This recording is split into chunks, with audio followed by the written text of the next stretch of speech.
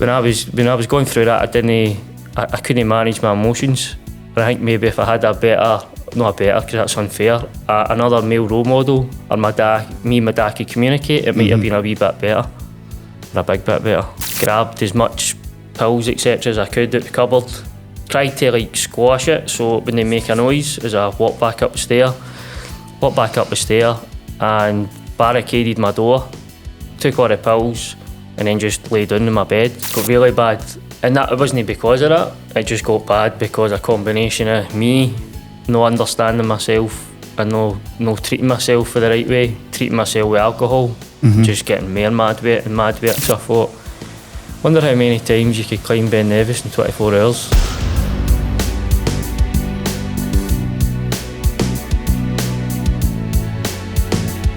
JD, and we're on.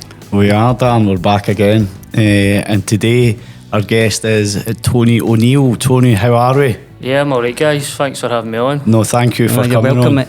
Yeah. So Tony, we made contact not too long ago, so we did, Yeah. via mutual friend. So you have a story for sure. Yeah, you've had your own mental health problems. You've done a lot of community work. You have your own clothing brand as well. So let's get right into it, Tony. So with our guests, we always go back to their childhood and their family and how you kind of grew up. Whereabouts did you grow up, Tony? So I grew up in Uddingston, which is known as Tea Cake Town. So I grew up near Tunnock's factory. Right, obviously. And I absolutely loved my childhood, to be honest. I think over the years when you meet people and then you reflect on life, how people have had like their childhood and grew up, mine was brilliant. We stayed in a little cul-de-sac, which was near like a football park, woods, climbing frame, all that kind of thing. So us growing up, we're out all the time. It started off in the street because we weren't allowed to venture far, and we used to play Kirby football in the street in the garden, and then we ventured down south a little bit to the football park, Porterswell Parks, where we used to spend a lot of summers there.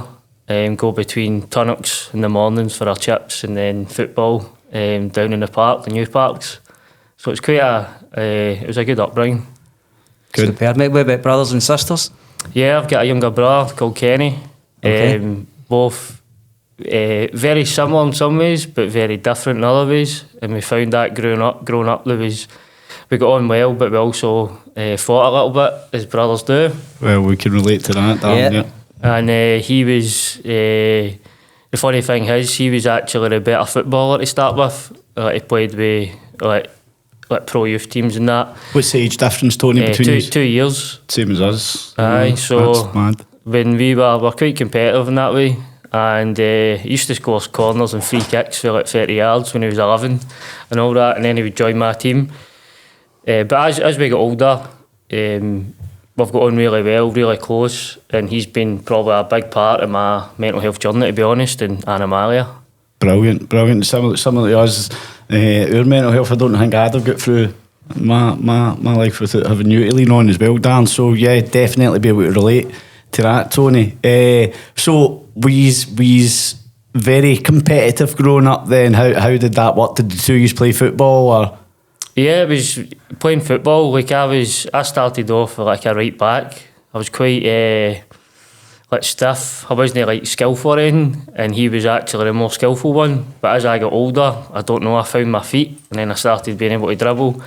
And I think seeing him, how good he was, probably spurred me on. Like in a jealous way. I think that, I don't know if that helps. But then you also, me and him did play a lot together. So like we'd play in the back, and we'd go our favourite teams, and you'd do that thing where you kid on your Ronaldo or something, and then you're in goals. And then we also used to play, we spoke about this the other night in fact, playing football in the living room with a tennis ball. And then if you couldn't fit, if your mum had the tennis ball, you'd use a ball of tinfoil. So yeah, we used to use a sock. We used to use a sock, soaky fitba, we used to call it, yeah. Aye, didn't we? With a hand even the two. See, and that's the thing, you just used to look at anything to keep you entertained, and just as you said that, the kids don't get that anymore. Kirby out in the streets, all looking forward to your summer. I think they're things of the past. With a lot of kids growing up now. So that was your kind of family life. So family life was good then. Your mum and dad, all good in terms of that side of things. Yes, especially I would say that before I was a teenager, it was magic. Like mum and dad used to support us going to football, especially my wee mum on a Sunday, cheering you on, hearing her screaming things like I'll not forget that. And then my dad teaching us how to play football, drawing, making things. My mum used to be quite creative, even though you might know we didn't really understand that, but when you look back, she used to make us like Teenage Mutant Ninja Turtle costumes, like an actual shell out of cardboard. But looking back now, you realise how much work went into doing things like that. I don't know how she done that, and I'm a youth worker, and I'm like, that's a different level. So really good, really supportive. They done their best. They didn't make mega money or anything, but they always made us feel like special on birthdays. They made a big deal of it. But then as we got older and I became a teenager, that's when it kind of took a bit of a turn. Right, okay. And what happened there, mate? So I probably didn't understand myself. See, when you become a teenager, I was used to being very active. Like I said, we spent hours playing football, running about. But a big thing for me was my weight. I seemed to start gaining weight despite me being that active. Like I could run. There was boys I played football with who were pro youth, who trained a lot, and I could just about keep up with them, and I wasn't playing pro youth. But because of my weight, it used to bother me. So that was something that I never really dealt with.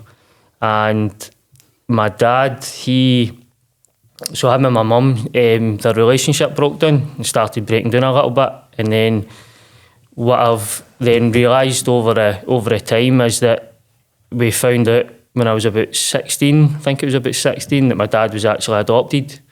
So he never knew his biological mum and dad. And even that alone, we then heard that his adopted parents, his mum was lovely, but his new dad didn't want a lot to do with him. So I think when I became a teenager, see, because he never had anybody when he was a teenager properly and didn't know how to deal with teenagers, me and him clashed. Right. And I think that was just like a volcano. Like, it was to the point where I couldn't talk. So my male role model was my dad to a point, but he wasn't there. He wasn't there for me to talk to about guy stuff. Yeah. My mum had to do that. Yeah. Bless her. She had to take the two roles. She had to. She done it. She didn't complain about it. She done a lot for us. Do you know what I mean? Even though I kind of looked up to him more to a point, because you do that when you're a wee boy. So that was a bit of that was probably quite difficult. And then being at school and then seeing other people how their dads were more involved, and I just felt my dad at the time, like, I wanted to play the PlayStation with him. I think it was the PlayStation 1 at the time. That's how old we are. But he wasn't that interested. I'm not going back to the computers that passed through my mind there when you said that.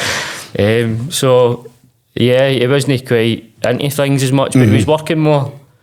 And then it turns out that he had a lot going on that he kept quiet about. Right. And when I got to about 14, 15, that's when there was talks he was leaving the family home. So my mum and dad never ended up getting divorced, but they separated.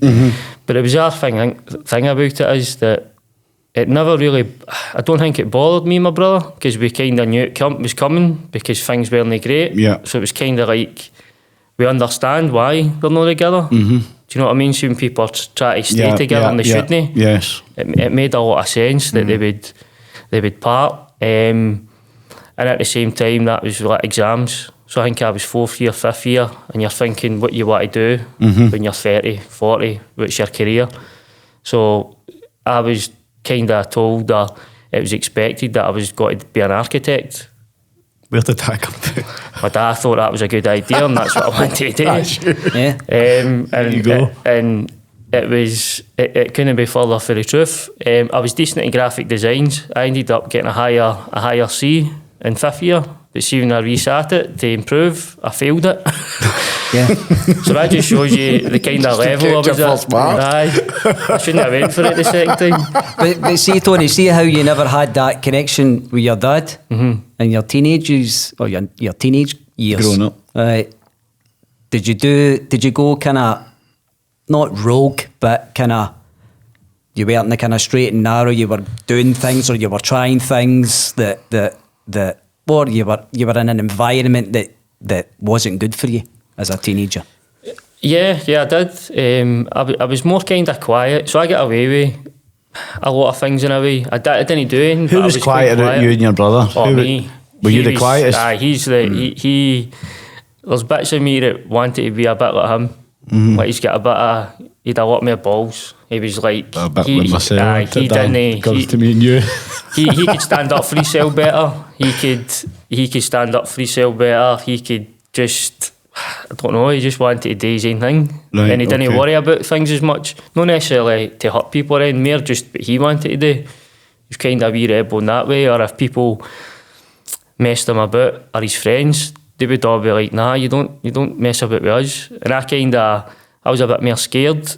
Even when me and him could barney and we could hold our own, for some reason I was just didn't want to let that out. So I was a bit more sensitive with things. My mum's always said that, I'm a bit more sensitive. And I used to take offence to that. And then I've realised what she means by that. I was more a thinker, I was more quieter. I didn't need to shout all the time.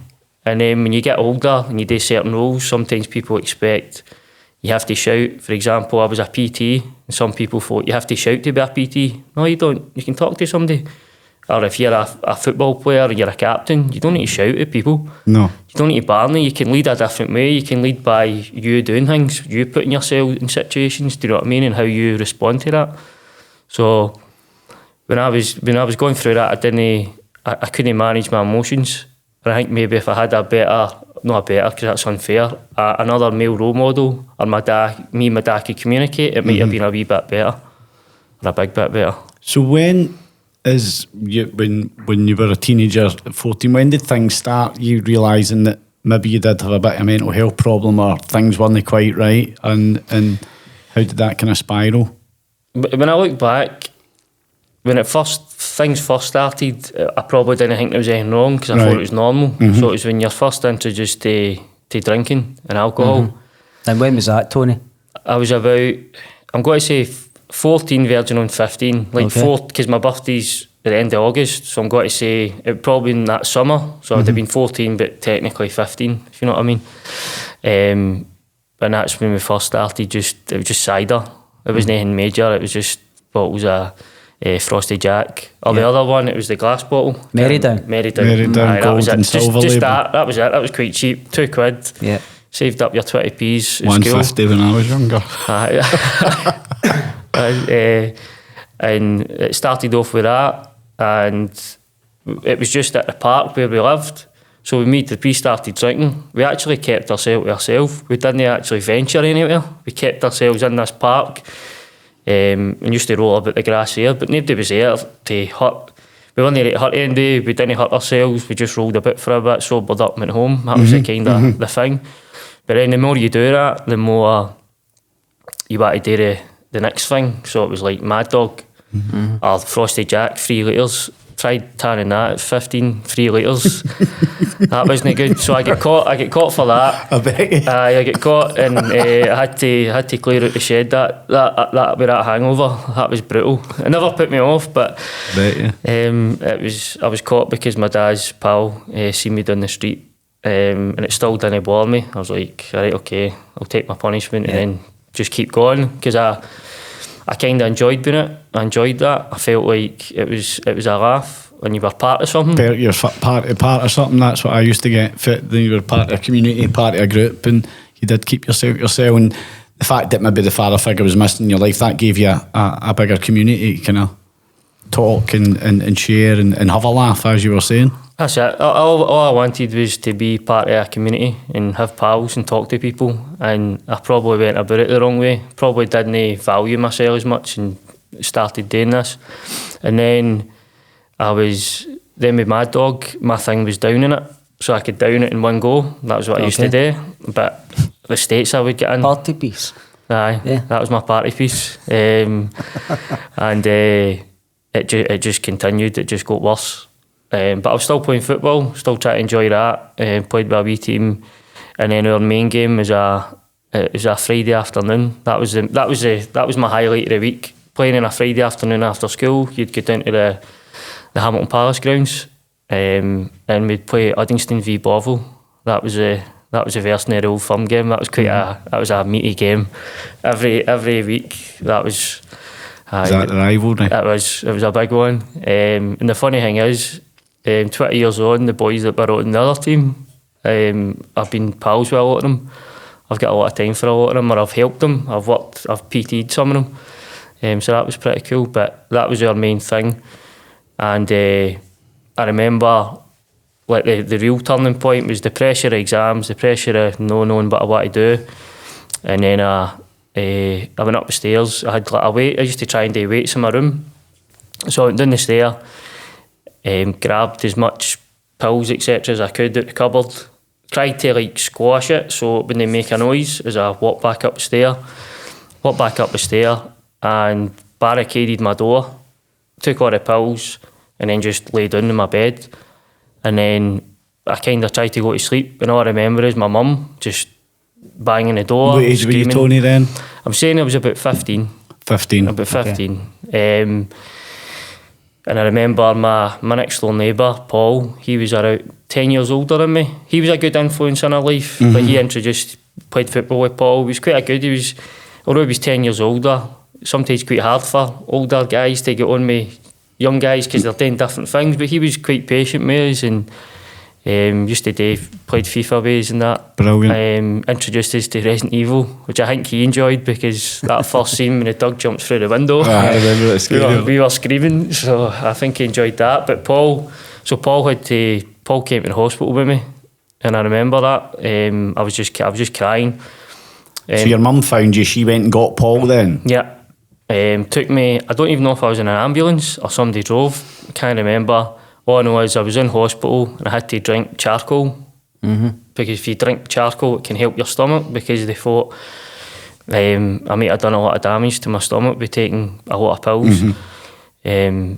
And then my dad came and he was gutted. He thought it was his fault, but it wasn't his fault. It was nothing to do with him. It was me and what I was battling. Our relationship wasn't great, but it still wasn't his fault. So he thought that was his fault. And he tried to fix it in a way by, I know Barry Ferguson's in there, he bought me a Celtic strip. So it was the only Celtic strip I ever actually owned in my life. I grew up, although I liked Celtic, Papa being View Park, into Motherwell, had this Celtic strip, and then he got me that. The counselling, a nurse or somebody tried to talk to me, and I don't think it lasted long. I thought I was alright, and then that was like a Monday, Tuesday, and I went back to my football on the Friday with my new Celtic strip on, played that game like nobody knew a thing. And it wasn't until I spoke about this maybe a few years ago, the MD for school would ever knew. Wow. I didn't tell anybody for a long time. Did you not see when you get released, or even when you were in hospital, did no one come to see you from the care system or the social services? Or no, not that I remember. Nothing sticks out. No? I don't really remember any follow-up things to do with like counselling, why, like that, what triggered or where this came from. And like I say, my school, nobody in my school knew, so I didn't talk about it. But I think what ended up happening is, over the years, see when I drank, like I used to break down and cry a lot, or no, all the time I'd be quite fun. A lot of me was dancing. Used to love dancing, pure happy-go-lucky. Love it. And then maybe the end of the night I'd just be a mess. Do you know what I mean? Like struggling. I get that because when I was in my stages addiction, when you were out in the dancing, when you were in the dance floor, everything kind of stops. Like that's your wee piece. It isn't it when everything quietens down in yourself, when the thoughts start coming back in, and that's when the problems start, correct? Aye. Snowballing the thoughts. It's good at the time, but once the time passes, then it gets quite painful. Yeah. And going through that, finishing school, leaving school with some qualifications, but didn't have a clue what I wanted to do. Found myself... Sorry, Tony, just to take you back, did the school not even be made aware of what happened with you? No? Never got in for the school. I don't think my mum knew what to do. No. My dad didn't know what to do. My family are for a different generation. Not that they're not supportive, but I don't know if that ever happened to anybody before. It happened to people before, but I don't know if within yours, I don't know. Yeah, ancestral line, but you don't know your dad. I've no idea. So, see when you took the overdose and you said your dad was gutted that you done that. Did your relationship with your dad change for the better, or did it just remain the same? It got worse. Oh, it got worse? Yeah, it got far worse. It got really bad. And that it wasn't because of that. It just got bad because a combination of me not understanding myself and no treating myself for the right way, treating myself with alcohol, just getting more mad with it. And then him as well, going down a spiral himself. Do you know what I mean?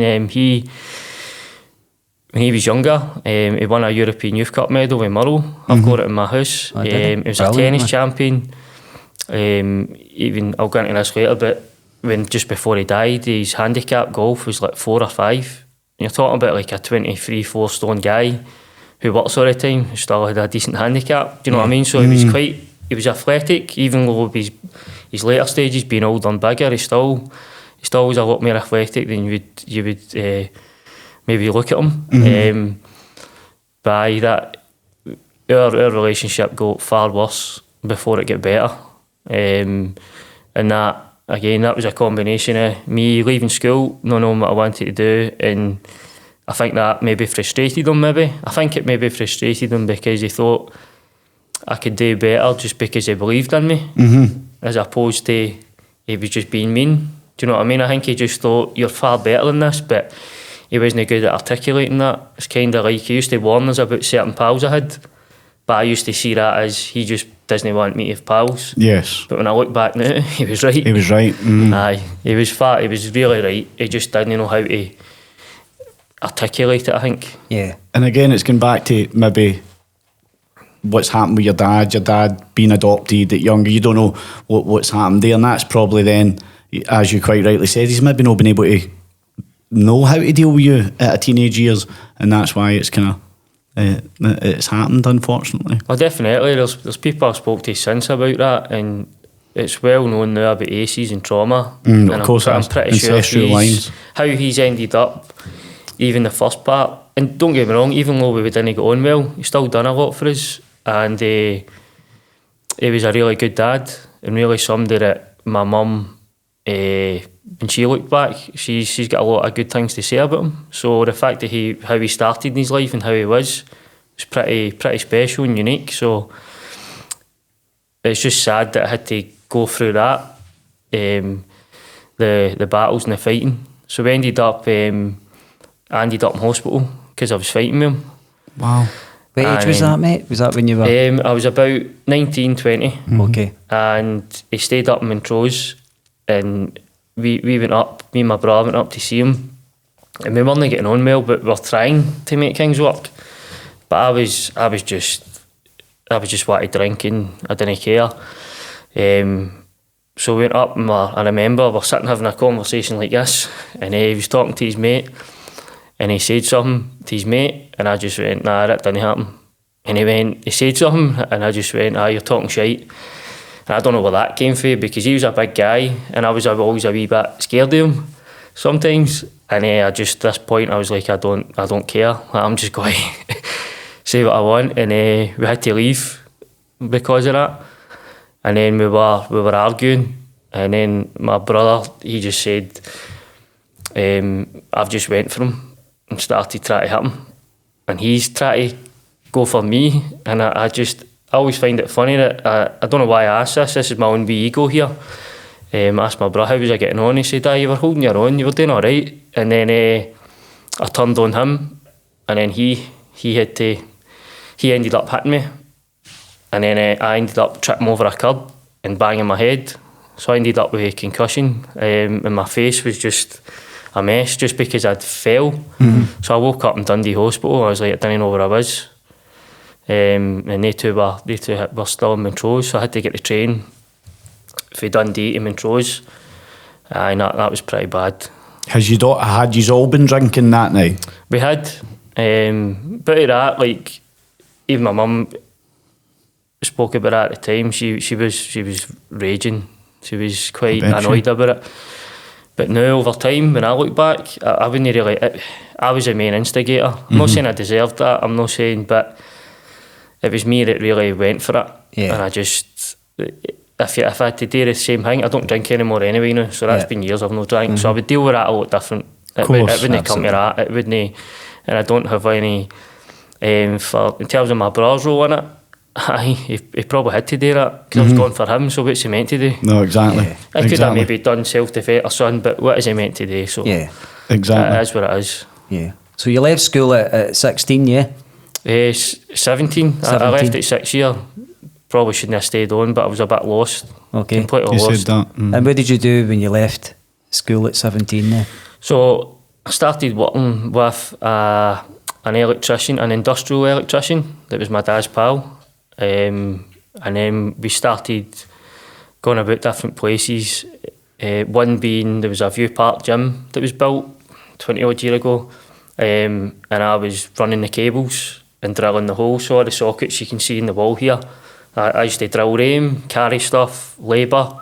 So because I had that fitness or that drive, that thinking that I was heavy but knowing I was fit, I always wanted to prove myself physically. So I've got that wee bit underlying that I had to. So I was a grafter. So I was quite good at lifting and doing things like that.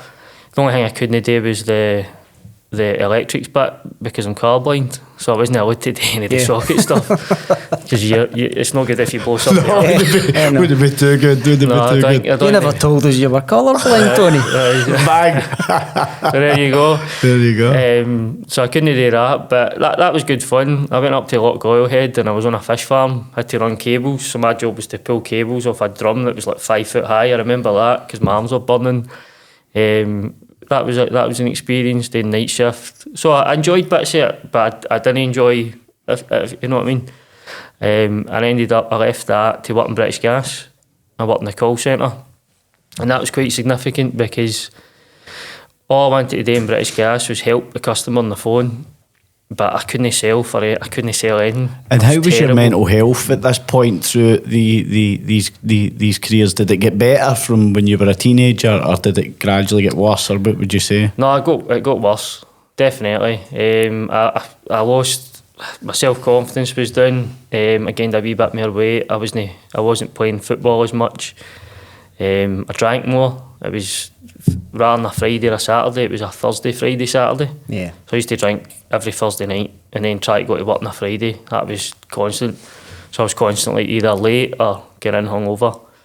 And that wasn't great. And then with British Gas, the stress I tried to sell to people was too much. So I was on probation for 6 months. And I remember one specific call. It was an old guy phoned up, an older man, and he was trying to sort out his package for his house. But he started getting really upset and was crying. And I was only a young boy, and I was like, "Are you okay, sir?" So he told me that his wife had died, and he was blind. So his wife done everything for him. So I remember I must have spent about half an hour trying to talk to this guy to try and help him, to try and talk him through it. Wasn't trying to sell into him. And finished the call and felt quite good about myself. But then I was getting pulled up for no selling. And I remember there was a manager who, she had her moments in the work, and I think she was nice to a lot of people, and nobody really said anything and stood up. So I had a probation call, and she said to me, "Anthony, why I heard your calls, why you not selling, etc." And I'm like, because I want to help people. I'm not good at the selling bit, but I'm alright at I want to try and help people. Customer service side. Customer service, and she wasn't quite keen on that. She said, "Why are you not smiling when you're calling?" And I'm like, "Because I'm stressed. I'm stressed at my butt." my banger, you don't care. And she went, with daycare? And I just went, do you fuck? And that's when I just changed. I just went for wee quiet Tony in the office, and I was like, you talk shite. You're talking shite. And there was two older women next to me who'd never heard me swear in my puff, even though I do swear, but in that work I was very quiet. And they two were just looking at me like, what's he doing? And I'm just like, you just don't care about people. We try and help customers. You don't even care about that. You just want to sell things. And she kept going and on. And I just went, see another thing, I don't even like you. And then she got up and walked away. And I felt quite good about myself, I'm not going to lie, because I'd stood up to somebody. And then I went, my mum worked in the office at the time. Oh, no. And then I walked over to mum and went, I think I'm going to be leaving today. So I told her what happened, and we agreed mutually to leave even the work. Yes. And then that was it. It wasn't for me. And then I started working in Tesco night shift. So I started doing 8 o'clock at night to 7 in the morning. And I started playing football again. So I would say that probably helped a bit. Helped with the mental health, getting back, training. I then spent time with older guys, and I don't know if being around older guys helped, who were kind of like a bit of wisdom, but also funny, and kept me a bit in the straight and narrow a wee bit. They were good with me. There was one guy, Sandy Grieve, who would be, Sandy must be in his 70s. So when I was working there, he was 50, 60 odds. So he was a good bit older, but he was funny as anything. He was like as if he was 18, but he was like an old guy with a beard. He was dead funny. Good role model. I really liked him. Talked to me a lot. And it was when I was talking to him, they always used to say, Tony boy, you don't want to be doing this the rest of your life, son. Like, because I was night shift. I was doing 11-hour shifts at 2019. I'd done it for 4 days a week. And I remember I was stacking the bottom shelf, and do you know Katie Tunstall, singer, yeah. Suddenly I See. This is cheesy as in, but this is what happened. So Suddenly I See came on, the song, the lyrics, Suddenly I See, this is what I want to be. And I was just like, I want to go to college. And Sandy's like, go for it. And then for that I applied to go and do fitness, health and exercise at Nautical College, and then I got in. Brilliant. So then I started my journey going to college. Our family actually done a lot of education. We're actually really skilled people, like tiling, joinery, plastering, all that kind of things. My family and my dad being an engineer and all kinds of things, but in terms of education it wasn't really a thing. So that's when I started my fitness, health and exercise journey at Nautical College. And in some ways that was a turning point. But again, when I started college, that's when I started taking drugs a bit more. Okay. Started taking ecstasy and all that. The first time I done that, I really, really enjoyed it. Just because it gave me a nice feeling. I didn't take too much. I took a wee half. I thought this was great. I remember sitting my arm around somebody, shaking, well, just saying, I love you, mate. I don't even know who it was. Some random guy. It was a good connection. And then from there, I think that was the point where I was in, because I don't know if it's because I was around drugs or around people. There was other things maybe got to be involved, and I was at a party one night where MDMA was about, and I got asked to take it. I didn't want to take it because I just wanted to drink. I wasn't bothered, but I'm pretty sure it ended up in my system somehow. And all I remember is leaving, walking down from my house for Fallside, not from my house, for where I was in View Park, down Fallside, which is the road down to Uddingston. And there's a big truck/industrial estate as you're walking before the bridge. So I saw the train track and I was just in floods of tears. So I had to scale 2 fences to get to this train track. That's how determined I was. And see how the fences, they're no mega sharp. So that was your second time of trying to take your life? That was my second time. I really thought I was going to do it this time. Jumped over the 2 fences and was on the train track walking, just crying. And then a train came, and then I was like, no, I can't do it. So I jumped off, and then I phoned my brother, and he came and got me. And I owe him a lot for that. You did say that. Yeah. And your brother's been a big part of how you've turned your life around, is that correct? Tony. Aye, he's always everybody's got their challenges, but he's kind of looked up to me, or he's always pushed me, or celebrated, or supported me in every kind of way. So I'll him a lot for that, and I think that then drives me to try and do what I'm trying to do. That gives me a bit more confidence to even be here and do this. Like, I've got the support from my brother, so I can do anything. Brilliant, Tony. Brilliant, mate. See, so after that, Tony, so when that was the second time you and then your brother came and got you. What was life like after that second time?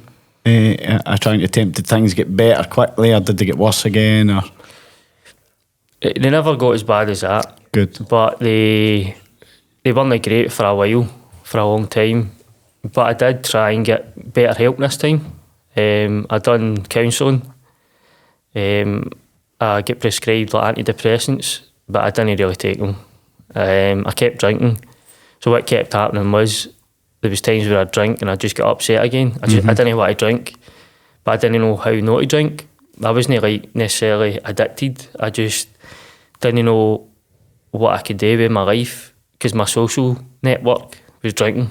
So what else am I going to do? So if I stop drinking, I'm going to be even more lonely than I'm feeling now. Yeah. Do you know what I mean? But then when you're feeling lonely in a group of people, it's your pals. That's not really a good feeling. That's something not right there. That's horrible. So, I think there was a good turning point though. After I managed to go through college, so I did pass my college course. It was in HNC, and there was only 6 out of 24 that passed, and I was one of them. Good. And then I had the chance to go to uni. Never thought I'd go to uni, and then I went, I'll do it. And then I get accepted to go to Caledonian to do sport and active lifestyle promotion, and that's probably what's got me to here today. But quite a significant part was I went and worked in America. I went and worked at Camp Allen with kids and adults with disabilities. Brilliant. How long was that for, mate? I've done it for 4 summers. When was that? What year was 2009, that? 10, 11, 12. And how was that experience? Oh, that was brilliant. That was the best. That was where I felt more like me ever. I felt accepted. Brilliant. I felt that the real Tony. Aye, I felt more like me. I didn't have to drink. I did drink, don't get me wrong, I partied. Yeah. But when you're at camp, you don't drink. You're trying to look after people. Or more importantly, you're trying to ensure that campers have their own Disney World. You're there to make sure they have a good time and look after them. So that was drilled into us for day one. And that's something that's never kind of left me that. And also it's not left me as well. Before I went, I would ask a lot of questions because I was got to be doing one-to-one care for people.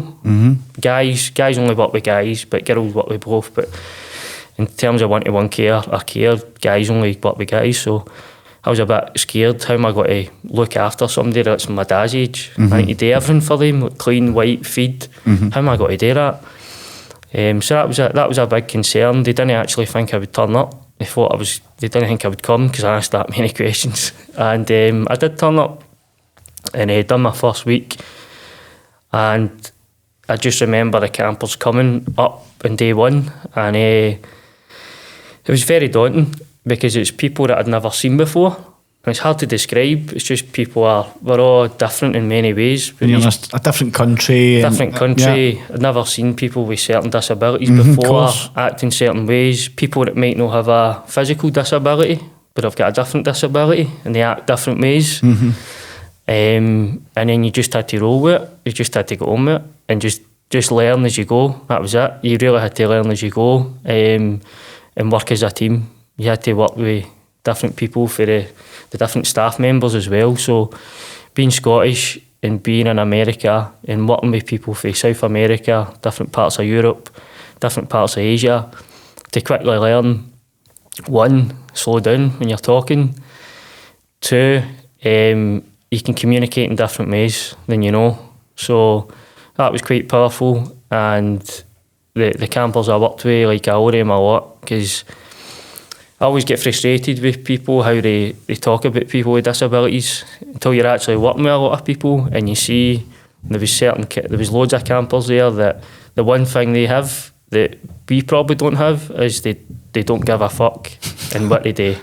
See if they want to do something, see if they want to start singing on this mic, they'll belt that out.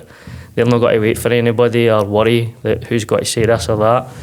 Or if it's an activity they like, they're just got to do it because they want to enjoy it. They know what they enjoy and they'll do it. And that I think Life that's should massive. be like that sometimes, shouldn't it? It really should. So that was quite special.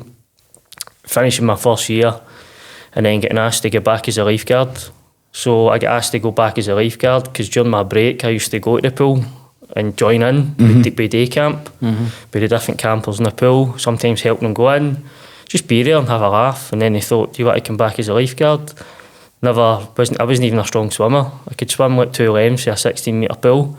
So I had to then train to be a lifeguard. I had to be able to swim 30 lengths in an allocated time. So I went to Hamilton Baths, Right. the water palace, and I remember my first time going, and 7:30 in the morning, the only people there are older people, I'll say, and I'm pretty sure a few of the guys were in their 70s, and they were swimming like fish, and I was this young guy thinking I'm fit as anything, and these guys are just nice and easy, but they're just going back. Different level And of I'm like, fitness. lost to count. swimming. Yeah. Aye, so It's technique, so it is. that was quite humbling. Yeah, I remember when I was in the army, I used to box in the army and we always used to go swimming about 4 times a week.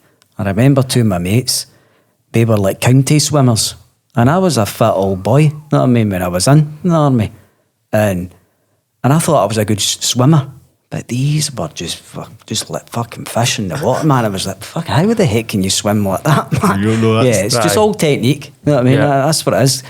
Yeah, but yeah, so when you were in the US, you think that was the game changer for you, being there? Aye, that's probably massive. Definitely having the confidence to be in America, everything that came with that, like The tools and the tools, even things like travelling to New York on a bus. life Let's skills. go on a bus. Yeah, Let's life just skills. go for it. No fear. Let's go. Meeting all different people. I used to go home with everybody I went out with. We used to go to a bar called 313. That at the time, it's probably like LGBTQ kind of bar, but this was like 10 years ago. So there was everybody there, and we loved it. We used to do karaoke, and I've never done karaoke in Scotland in my life, but I was singing Lady Gaga, Alejandro every time I went there. So just loving it. It was so good. Dancing away we go. Dancing, no caring. Just really just let go, enjoyed ourselves. But also became a bit more mature because then you started, when you're working with people and they need your help or care at 3 in the morning. I was one of the ones that could get up just because I'm a light sleeper. So I was one of the few. Not one of the few, there was a groupies, but some people just slept through. But I was You were always, one that I could was be relied on to aye. get up, yeah. So I remember doing that and just feeling quite good about that. Good.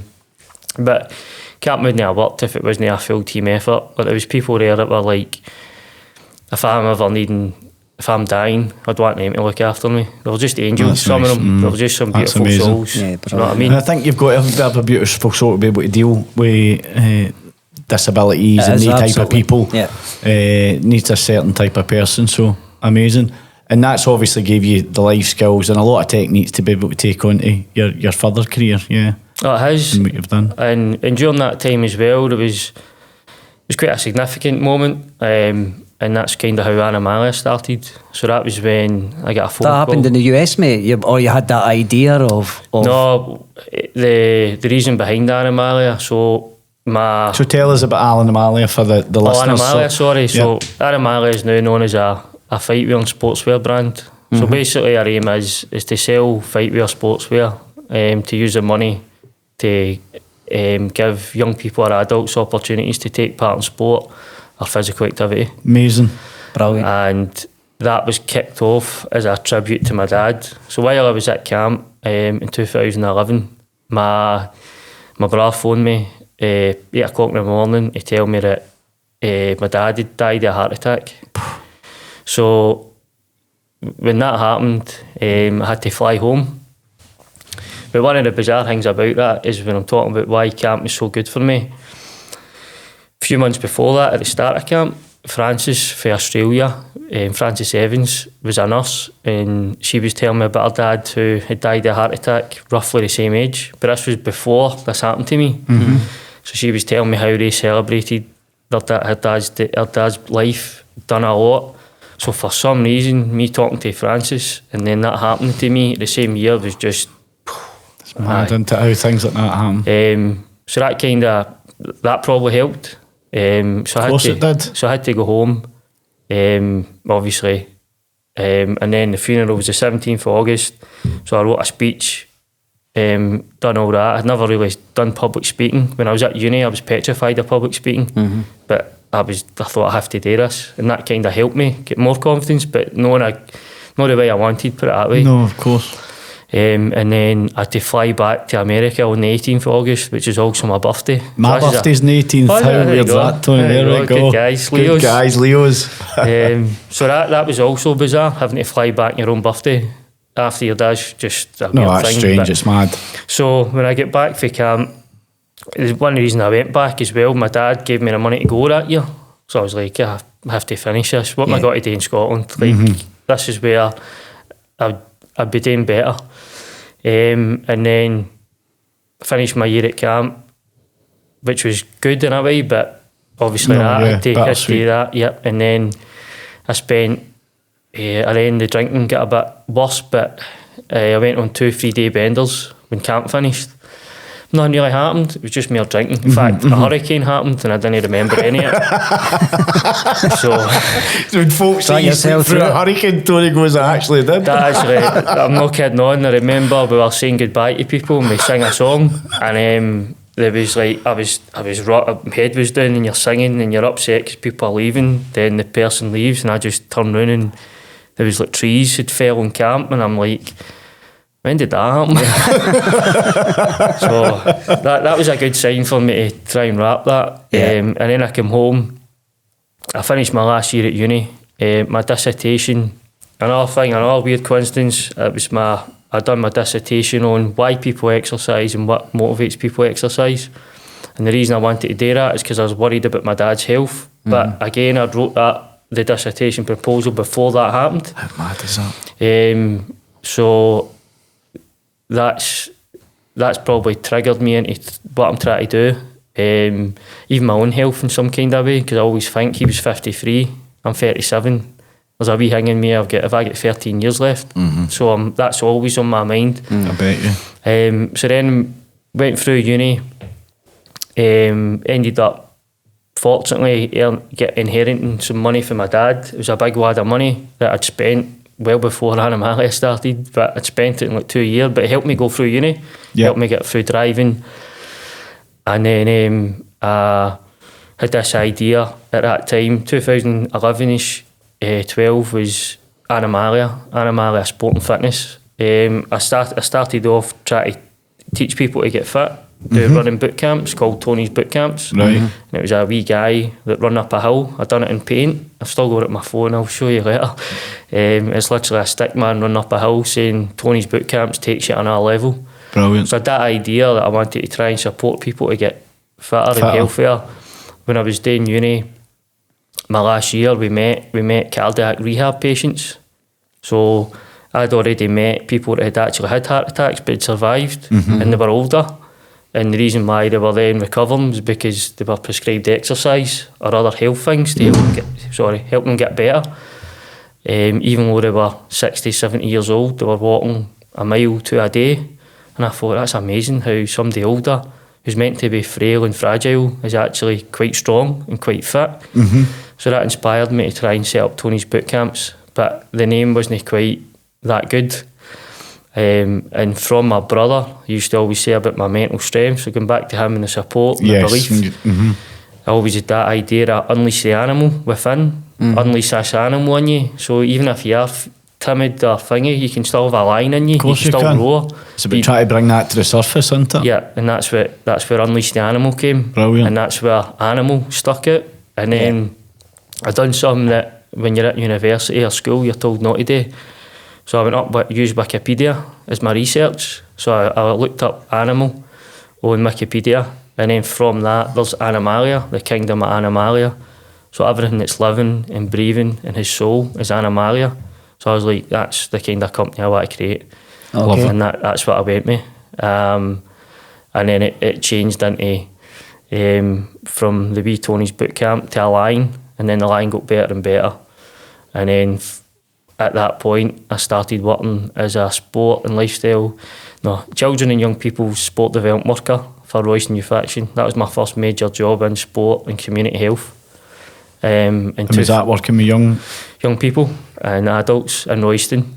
Started there in 2013. So Camp Allen was significant, working in Royston was just as significant, because I went into an area where certain areas are class certain things because of where they are, or economics, whatever. But I went in with the idea that I don't know everything.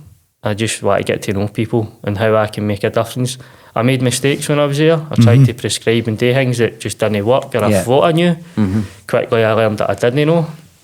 But what I found is there's a lot of good people in a lot of areas that they might maybe not have the same opportunities that I had as a wee boy. So going back to me being a wee boy and being given everything, there's people that get squat and they're still doing alright, and they could maybe do even better if people just open their eyes a wee bit and maybe give them that chance. So working as a children's sport development worker was a privilege, and it's something that made me see that this is what I like doing. This is kind of fitting me more, far better than an architect or an electrician. So how long did you do that for, mate? How long were you in there? I done that for 3.5 years. Okay. And it was part of the Commonwealth Games as well, so we got to take young people there. Oh, brilliant. When I was going through uni, we had to learn about the Commonwealth Games and bids, so we became a bit more critical about that, critical thinking, open-minded as well. But it was interesting to see us discuss that, to then actually doing it and seeing how that could help people. But then you quickly realise that legacy is quite hard to do. So it really needs if anything in a community's going to work, it needs the open door thing. It needs you to keep going, even when there's nothing shiny there. No, you probably need to just do it when the weather's minging or there's nothing happening. It's more about having that door open and doing your best to try and keep things running. I love that. Yeah. Like, so 3.5 years, and then what happened after that, mate? I decided to go with Animalia full time, with no idea or no clue how I was going to do it. Okay. I just done it.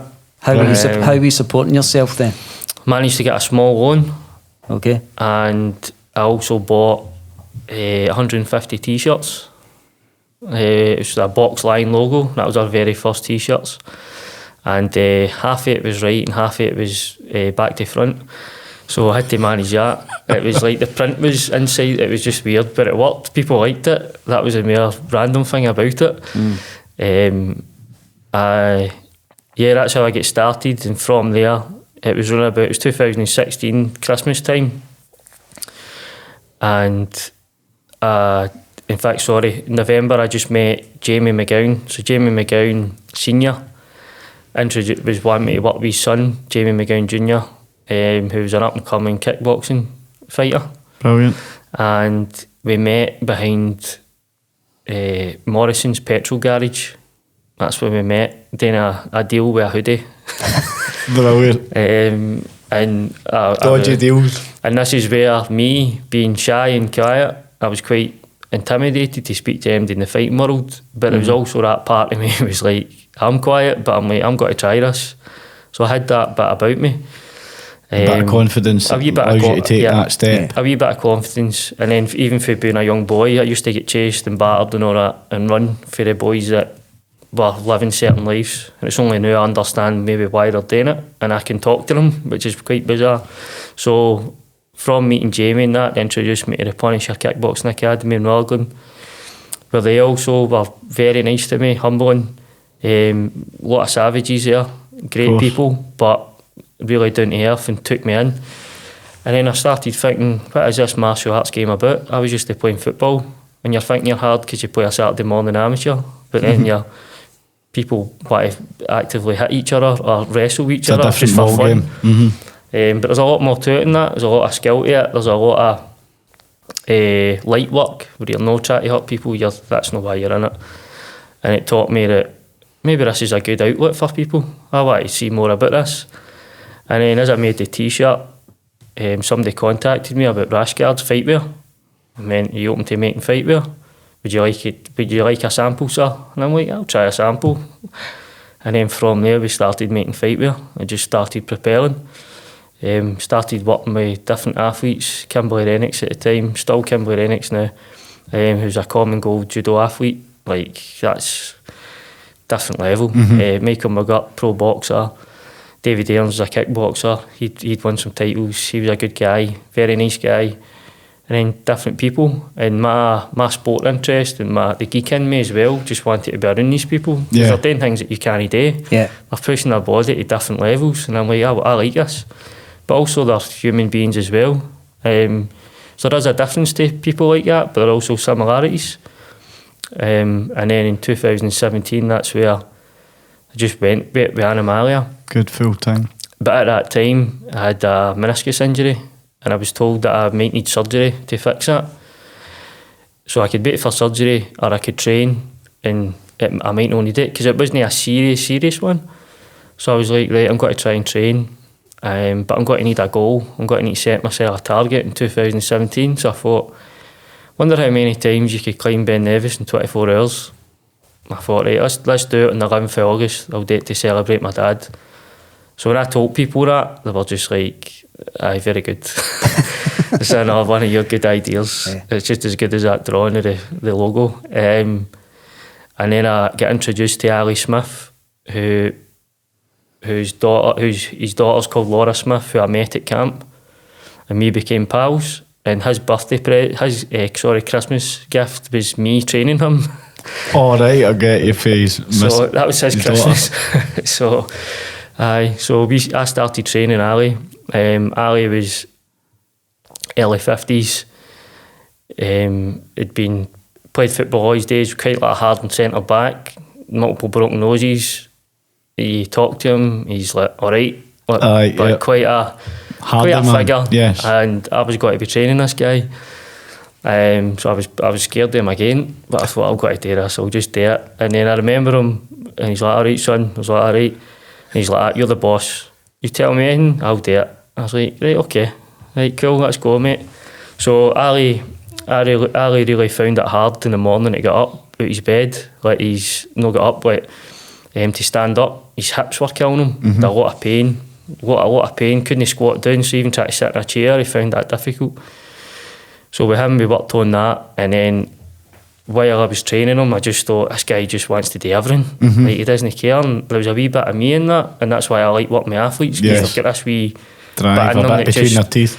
Savage, you said that, a bit savage in them. They like the burning, they like that, and I'm like, okay, let's push this. So started training him, and he's like, Nevis, I tell him about the Nevis thing. He's like, I want to do that. I'm like, you can do that. I never really known me. He's like, you can do that. I was like, okay. So he decided he wanted to do Nevis just once, but maybe in June, July, just as a way of him getting over his hip and feeling a bit better. And then we were training. We used to do Sundays in the gym, me and him walking on a treadmill, pushing a sled, vice versa, with Queen on, pumping in the background, just me and him, just had a key to the gym, that was our thing. And it was the start of May, and he's like, Tony, I feel like I could do this soon. And I was like, do you want to do it sooner then? So he's like, let's do Nevis sooner. So we climbed Nevis in May 2017. It took us 2.5 hours to go up. That was it. First time him doing it, 2.5 hours up and 2 hours back down. First time he'd done it, 4.5 hours, just that's like that. Time. Brilliant. Good. That is some time. That was something else. I've got videos of that. And when he got to the top, he started running. So when he finished the last 100 yards, he was jogging. That's what he was doing. So that stuck with me as well. And for me, with my dad passing away and me being into sport and fitness, that kind of let go a lot of guilt that I had for my dad. I thought I was going to save him. I thought I was the one that was going to help him. When he died, I could have helped, do you know what I mean? I had a lot of that for a long time. That was years that was built up. Because like I say, although we didn't get on for a period of time, the last 2 years we were pals. Okay. I actually used to be able to talk to him and tell him things. I wouldn't get on to him, I would just speak to him.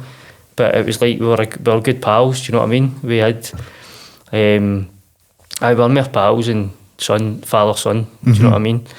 So with Ali, that was probably a big thing for me, that I felt I've done that and I've helped another dad, do you know what I mean? So, and then the Nevis thing came, he done it twice, I done it 3 times, Michelle, Gillian, they done it 3 times, there was other people that done it once or twice.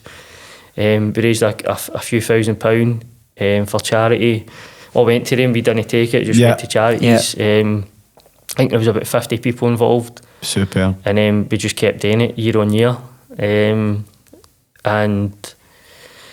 then we So that's in memory of your dad every year you used to do it again. Brilliant. That was That's it. good. So in 2018, Ali done it 4 times.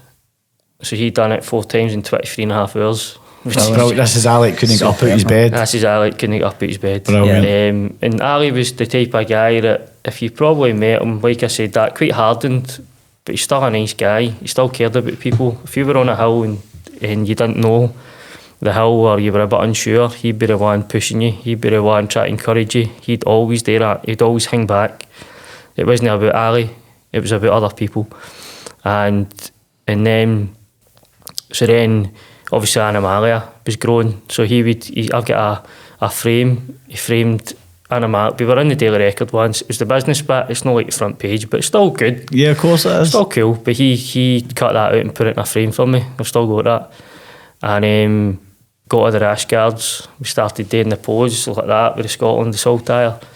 And we'd done a few hills, loads of hills together, loads of good times. And then he done it the 4. The following year, he couldn't do it. He wasn't up for it. And then, because that was 2019, and then we used to go a lot of walking, just me and him. So we used to do a Sunday walk, and this was what probably helped my mental health more. Like just walking. Course mountains, that's what I was going to say. Yeah, and just chatting and that kind of stuff. Yeah, that's it, mate. Yeah. That's it. And the whole thing with the actual Ben Nevis idea as well, or doing something like that, was if I was going to be training or doing a hill at the weekend, I wasn't going to be drinking the night before. So that helped me stop drinking because I had something to look forward to. This was my social time. And from that, we built up a wee community and people were doing it. But he was struggling a bit in November. His leg was bothering him. He didn't know why. He thought it was like a muscle injury. And then in January, so that was 2020, he said he had to go to the doctors, and the doctor said he had to go to hospital. And then he's like, mate, he just asked me if I'd come to the hospital just to see him. Yeah. And he's got a problem with his leg. So I actually thought, and this would have been better, that he was got to get his leg cut off or something because it was that bad, because of it was like a clot or something. That's what I thought he was going to tell me. But what he told us was that he had cancer, and it was quite serious. So I thought, Ali being Ali, that he would be all right. So then never realised the magnitude of it. Obviously cancer is massive, I don't mean that. I just never been through that really. Turned out it was a lot more serious. And then in the course of like 6 to 8 weeks, he went for quite a formidable guy to he just shrunk. And the thing is, when he was doing that, he was still wanting me to train him. So I took him to the gym, and he was lifting weights that was no weights. But he was trying to do it. He was trying to push a chest press when there was no weight on it, or it was like a 2. And he was still he was pushing me when I was doing the sled and that. And I remember I kind of snapped at him a wee bit. I felt terrible for it. It was just sometimes with me and him, but I felt bad about that. But he was there trying to do his thing. And then the last time I spoke to him, he was just saying just about what he'd went through, because at that point he'd hardly eaten a long time, and if you've ever seen somebody get through it, it's awful. And he said, without hope, what do we have? That was his thing. So that was quite a profound thing. And then he passed away, and then again where I got asked to do a speech for him. Okay, and I knew you were going to say that when you said that. Says, I bet Tony's up talking at the funeral as well. So I wrote a speech, and again another wee bizarre thing. So Under Pressure by Queen was one of his favourite songs. That's what he's trained to. And I was sitting outside the crematorium in Motherwell, and I had my reminder set for 12 o'clock. I think we'd take in something like that, right? But I had it set. We listened to radio. As that reminder went off, the radio came on, Under Pressure. I was just like, this is just bonkers. Yeah. So I was kind of just like, I don't even know what to hear. It's pure random, but whatever it is, I'm not saying, I don't know what it is. It's really out there. Things happen for a reason. Things happen for a reason, and plus, and it's whatever gives you that feeling that it seems right to you, it's and it gives you guidance that you're doing the right thing, without a doubt. Yeah. So that so I went into that and done what I had today, and think that hopefully I've done a good job for him. And then for there, just for that, I think that it's probably, I've struggled a bit for that ever since that, obviously, because he was my mate. I went walking with. He was my. So I've not climbed as much hills as I have. I've also had injuries. I've done my ACL, but even with that, I've torn my ACL, which I didn't know I'd torn it. I know I damaged it a lot, but I've been training, and I've got that. I've still got him in my mind, just saying, driving you here, man, pushing you. Good. So that. Keep that with you. But that's it's probably hard on me in a way more than what I'd have liked, if I'm being honest. And the same with Animalia. The things that I've went through with that to try and keep this going, and still here. See, the thing is, mate, I mean, see what he went through as well. It's just, I mean, and he was still going to the gym. I mean, and he knew he was going to die, but he was still going to the gym, and he thought it was purpose. That was his purpose, because he was. I mean, that was him. He was used to going there to the gym with you. That relationship, he was giving that up.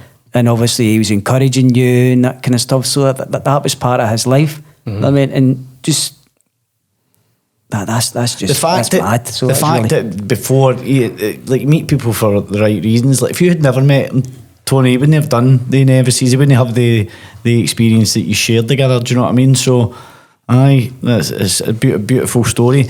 Now, obviously, and he's part of the journey as well. Of course. You know what I mean? He's part of your journey, mate. So you just, you know what I mean, just keep his memory alive. Just you talking do what like you're this, doing, mate. and you see it. You're emotional. There's big. There's massive feelings there behind the relationship you had together. So it was special. And then as a tribute to him, his son Blair, and his pal Craig went and tried the Nevis again, and with the 4 years completed it in 27 and a half hours. And the reason why we completed it is because the fourth one, Blair was what, he scattered his dad's ashes on the fourth one. I don't think if we had to do that, I would have done it, if I'm being honest, because that was tough. That was something else. But we done it, and I think to do that with Blair, I mean, I think about that, Blair was roughly the same age when that's happened to his dad. I was about the same age as Blair. Oh, right, yeah, okay. Which is very, very bizarre, you know what I mean?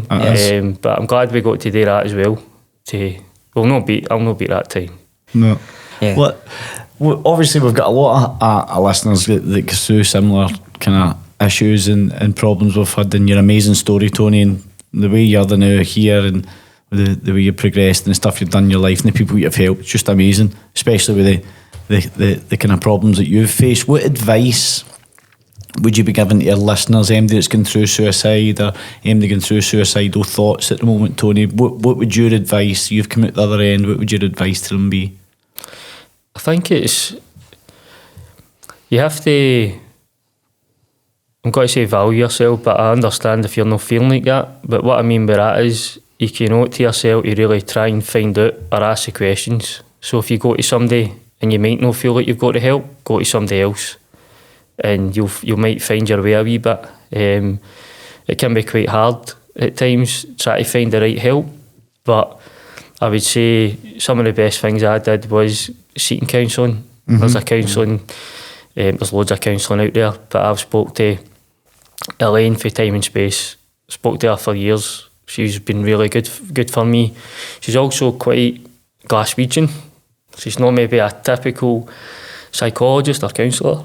I hope Elaine's alright with me saying that. She's actually quite down to earth, so that helped. I'm speaking to a kind of real person. Also, try to figure out what I like to enjoy and what works for me. So cutting out alcohol was good for me. It was hard in one sense, cutting that out, and then you isolate yourself. So then it's like that. When people say try and find friendship groups, I know that can be hard, and people are like, how can I do that? But you have to try something for yourself. You just have to. Like you're already surviving the now. You're already thinking about it. So give yourself credit there. If you're actually actively thinking, I need help or I want support, you want to live. It's a level of state. That's you. Like, so go and make it. You can do it. You're already kind of there.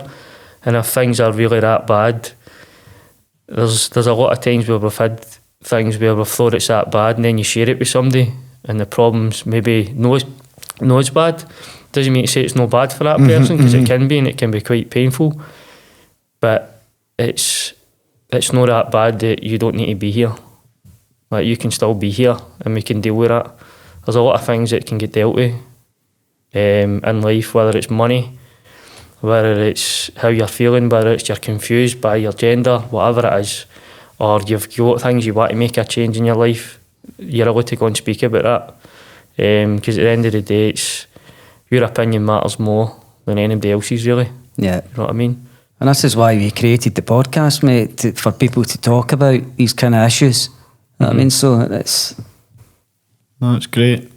I think it's great. I think you find that there's a lot of people that you can look at somebody and think a lot of them, and then you hear actually maybe a bit about them. And I think this idea that the type of person you are, or whatever you're doing, whether you're running a brand, whether you work, you're a Marine, you're in the army, you're a fighter, you're a nurse, whatever you are, there's always stuff going on. And I think it's good that we can share these things, and then we can maybe do something about it, and maybe not feel as alone. That's my goal anyway. I love it. Brilliant, mate. So what's the future for Tony and Animalia? Well, the future is kind of officially this is like our 7th year. Now if you go with Jurgen Klopp in 7 years, that sometimes doesn't work out. Doesn't work out good. And I heard that today, so I was like, oh great.